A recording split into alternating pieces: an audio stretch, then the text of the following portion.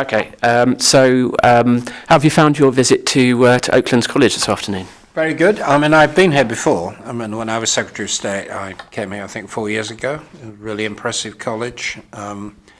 Very high quality further education, which we tend to overlook. I mean, the tendency in society just to think about universities and about schools, but there are actually more students in Britain in further education than there are in universities, it happens. It's an excellent example of a further education college doing really good vocational work. And here I'm in the electrical engineering department. There's a farm outside and people are being taught about agriculture. And I've just been talking to a group of apprentices and employers about how we get through more skilled people and some of the problems they're having with the apprenticeship levy. Okay, well, arguably, years ago, apprenticeships were perhaps viewed as a bit of a poor alternative to a university degree, but the perception of them now is very different, isn't it? They really are valuable to people who aren't maybe as academically gifted, if you understand what I'm trying to get at. Well, sadly, the snobbery is still there, and I think it does a lot of harm.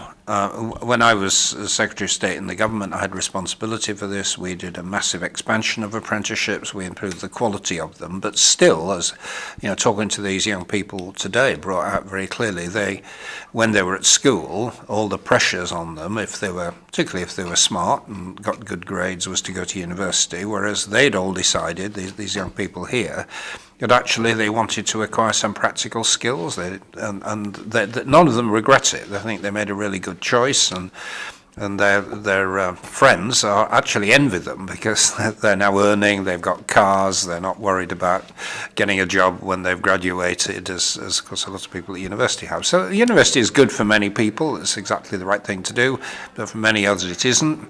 And we should treat the vocational route, the apprenticeship route, with respect as something that is equal but different. Mm-hmm. Okay. You must be concerned to read that nationally the number of people starting apprenticeships has fallen quite significantly. And I'm wondering sort of what you put that down to. Is it perhaps a reluctance of apprentices or businesses perhaps balking at the levy that you mentioned a moment ago?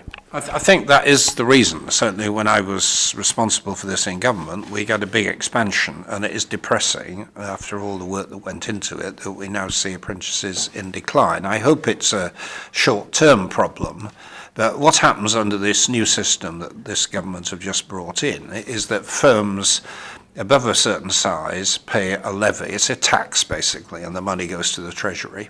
Yeah. But there is a pot of money created which they can apply for in order to train apprentices. But the problem is that very often the courses that apprenticeships are designed for are not ready. The bureaucracy around drawing down the money is very complicated. It's not very flexible. And they're finding it difficult and resenting it because, a lot of firms struggle these days. And basically what's happened is that it's not easy to get apprenticeships going, and then they're paying a tax on top of it for nothing. Mm-hmm. So will you be putting pressure on the government to clear everything up? I mean, just a moment ago, I think Which tweeted that one issue with apprenticeships is that 16 to 24-year-olds, the vast majority of them, really don't know enough about them. So everything does need to be made a bit clearer, doesn't it? Yes, I mean, there are practical problems around the administration of the levy, which I'm hoping the government will sort out over time. It's really got to, because it's doing a lot of harm.